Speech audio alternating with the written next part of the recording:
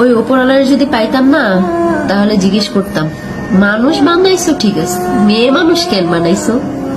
হ্যাঁ, মেয়ে মানুষ বানানোর কি দরকার ছিল? মেয়ে মানুষ আসলেই একটা জিনিস তুমি বানাইছো ওপরওয়ালা, যার সাথে হাজারটা অন্যায় করা যায়, যারে ফুটবলের মতো লাথানো যায়, কোনো কিছু বলার কিছু নেই। মানুষ তো এমনও বলে যে মেয়ে মানুষ জন্ম নিলে নাকি মাটি কাইপা ওঠে, যে মেয়ে মানুষ জন্ম নিচ্ছে মাটিতেও নাকি ভয় পায়। হায় রে, পরিচয় আছে তো, কারোর মেয়ে, কারোর বউ, ওই ছেলে মেয়ের মা, এর থেকে বড় পরিচয় কি চাও? এতটুকুই তো যথেষ্ট। তারপরেও যদি কেউ পরিচয় বানাইতে যায়, তাহলে সমাজের মানুষ কি বলে জানেন?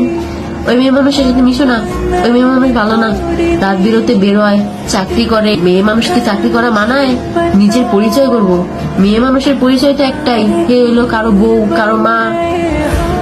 এর থেকে বড় পরিচয় মেয়ে মানুষের রইতে পারে?